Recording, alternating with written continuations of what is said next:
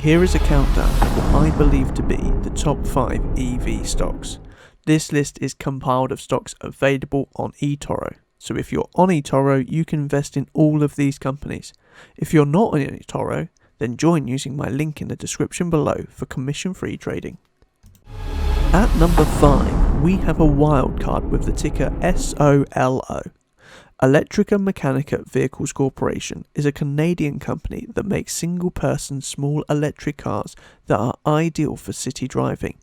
This company has a market cap of $710 million, but with sales of only $582,000 and making a loss, we're going to see quite substantial growth to meet this valuation. However, this company does have the potential to meet this. At under a $1 billion valuation, this company is very small for most EV companies, and so in many ways could be considered undervalued. The cars are technically considered motorcycles, however it is fully enclosed and drives like a car with a steering wheel and foot pedals. Able to travel at speeds of 80 miles an hour and travel up to 100 miles on a single charge.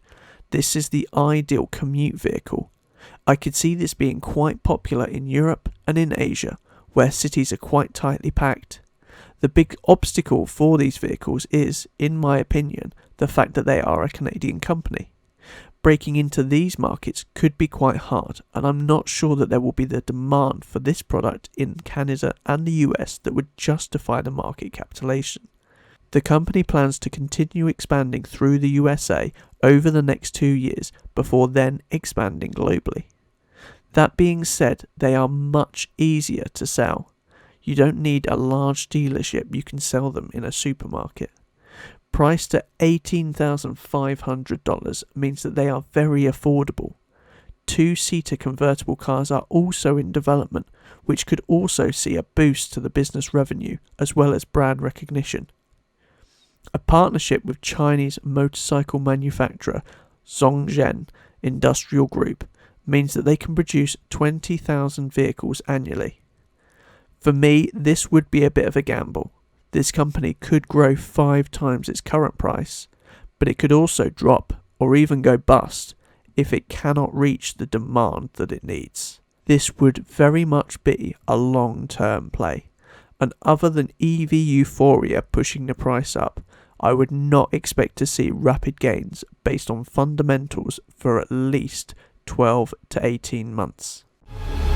At number 4, we have the ICE manufacturer that is moving in all the right directions and has already made the right moves. Unlike many of its competitors, VW already has a strong line of EVs under different brands. The Porsche Taycan, the ID.3, the VW Up, and the Audi e-tron, which was Tony Stark's car of choice, prove that VW has been making the right steps in the right places. Now, Europe is the second largest EV market behind China, and VW is very dominant in Europe.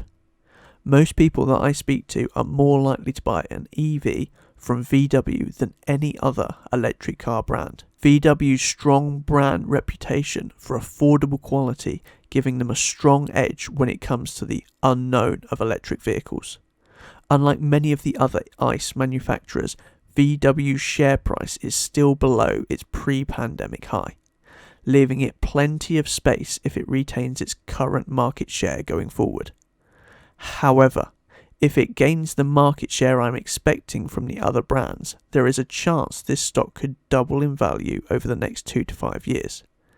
I'm not confident all the different brands under VW will remain intact over the coming years. There is a good chance a big overhaul is needed, and some of these brands will either be sold off or simply discarded. Doing this could allow the business to focus far more on fewer vehicle types, technology, and streamlining production to lower costs. This could be a very different direction to how the business is travelling at the moment. However, it has also changed direction quite quickly with the focus on EVs. I believe VW is a company very much about survival, and it will do what is required. The fact that they have such a large selection of EVs already is impressive for the old ICE manufacturers. At number 3 we have John Deere, ticker DE. At first glance this company is not a great investment. It has stagnant sales, stagnant profits. It also has no place in an EV list when they make construction and farming machinery. But that is when it gets interesting. You see, they are making fully electric, fully autonomous farming machinery. Now think of the impact of that on the farming industry. And then remember that they do also make trucks and construction machinery as well, and as engines for a whole host of different products. If and when that expertise, experience and know-how is focused into these fields, these machines could have a huge impact on global emissions, productivity and cost effectiveness. In the same way as autonomous cars will change the future of transport, John Deere has the potential to be at the forefront of autonomous AI-driven machinery. John Deere is in no way a green option and is still very much a fuel engine manufacturer. However, it is clear that this company has seen the writing on the wall and is making huge steps to stay ahead of the curve. The share price has already risen quite significantly over the past 12 months, breaking well clear of previous highs. This means that the market has already factored in some significant growth from these products. However, I still see more to come. In the next 3 to 5 years, I can see this company being worth in the region of 300 billion, and it's currently 97 billion at the time of recording. At number 2 we have NIO. The Chinese EV manufacturer has captured the hearts of many an EV investor already. Its market cap is already sky high on such little sales that it makes you wonder if this company's fundamentals could ever reach the valuation that the market has given it. At its current market cap, if we give it a generous 20 times earning valuation, it would need to earn $3.65 billion in profit a year to fundamentally justify the valuation. But we're talking about a company that in 2017 had no revenue at all. But in the last 12 months, less than 4 years later, it has generated 1.78 billion in revenue. Now I'm going to come back to the value in just a moment, but let's take a look at why this company over any other is appearing as number 2 on this list. Now this brand is focusing heavily on the premium experience and is working very hard to create a strong community, much like another very popular EV manufacturer.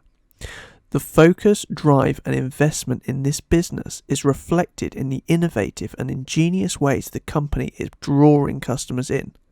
While this company is very much focused in China at the moment, it does have global plans.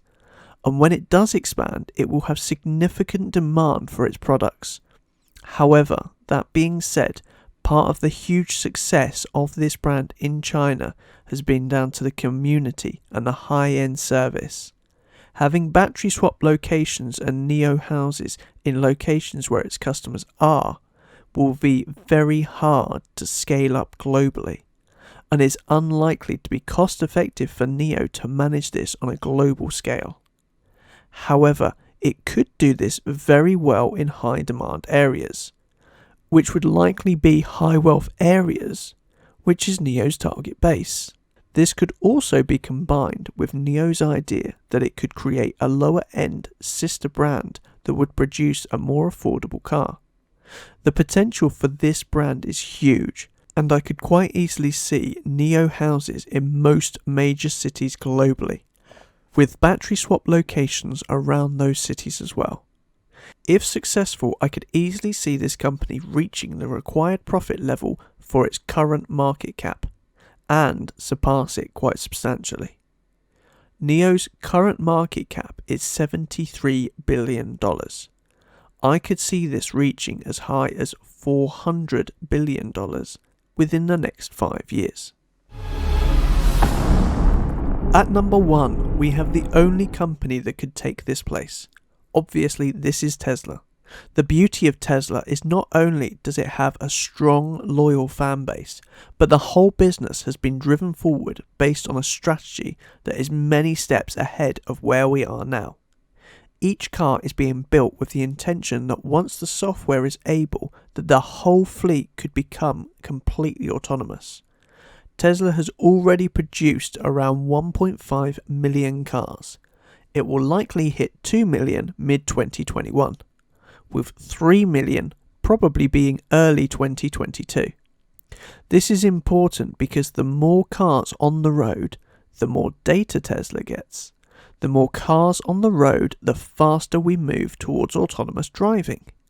The more cars on the road when autonomous driving becomes a reality, the stronger position Tesla will be in to completely dominate the market. When you consider how quickly Uber dominated the taxi market, Tesla will be able to do the same with autonomous cars, because it will simply be so easy to just know you can get a Tesla on the Tesla app to come and collect you, or you'd have to wait for another car from one of the other apps. Then you will also have the wide variety of quality. So if all the other brands join together in a way that I'm expecting, and we have like an Apple versus Android kind of way, then this would end up being a wide range of quality and availability once these vehicles do start to come out. Now, there is a chance that this will then drive customers to Tesla as well. So it's quite likely that once Tesla reaches full autonomy, they will probably stop selling cars directly to the public and will probably start to run them independently. This could quite quickly see a Tesla taxi company along with a Tesla trucking company that transports your products for you. And this is all completely ignoring the energy storage and generation business, which could grow to become just as big as the car business.